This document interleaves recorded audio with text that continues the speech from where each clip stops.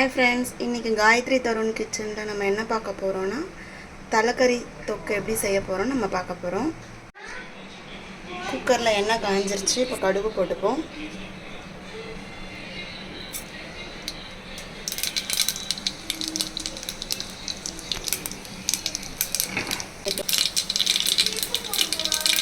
உங்களுக்கு தேவைனா பட்டை போட்டுக்கோங்க. அப்படி இல்லனா கரம் மசாலா சேர்த்துக்கோங்க. கருவேப்பிலை சேர்த்துட்டேன்.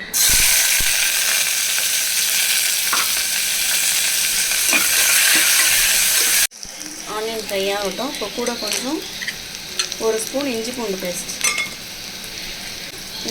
பேஸ்ட்டு கொஞ்சம் சேர்த்துவேன். ஆனியனோட ஃப்ரை பண்ணி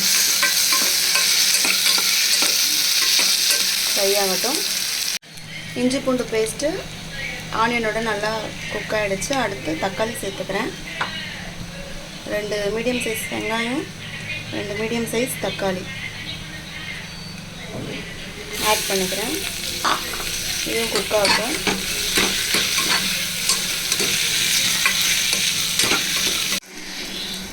தக்காளி வெங்காயம் நல்லா குக் ஆகிடுச்சு. அடுத்து நம்ம க்ளீன் பண்ணி வச்சுருக்க தலைக்கறி, இதை நல்லா க்ளீன் பண்ணி ஒரு 4-5 தண்ணியில் வாஷ் பண்ணி வச்சுருக்கேன். அதை சேர்த்துக்கணும்.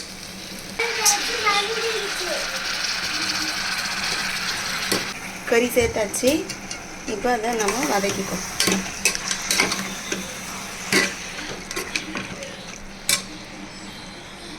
மஞ்சள் தூள் சேர்த்துக்கணும்.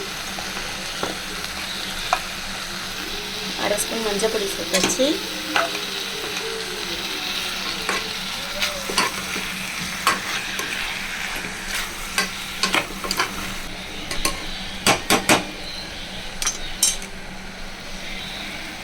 தேவையான அளவு மிளகாய் பொடி,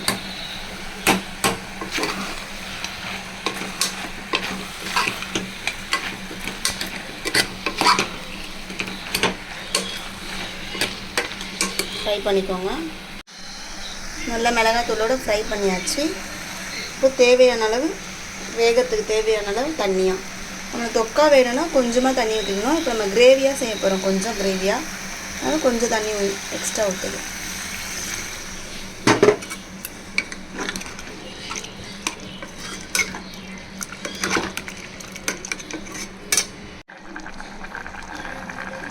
குழம்பு கொதிக்குது. இப்போ நம்ம இந்த ஸ்டேஜில் கொஞ்சமாக பெப்பர் பவுடர் ஆட் பண்ணிக்கலாம்.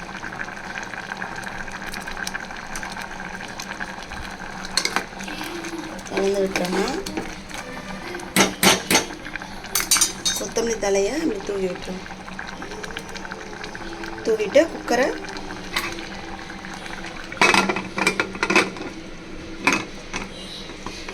க்ளோஸ் பண்ணி ஒரு 3 விசில் வச்சுருவோம். இப்போது தலைக்கறி கிரேவி ரெடி ஆகிடுச்சு பாருங்கள்.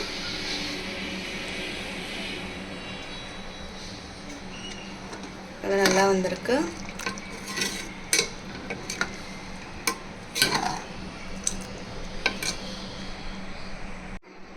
தலைக்கறி குழம்பு ரெடி ஆகிடுச்சு பாருங்கள். இப்போது எவ்வளோ அழகாக இருக்குது வியூவர்ஸ். நீங்களும் இந்த மாதிரி ட்ரை பண்ணி பாருங்கள்.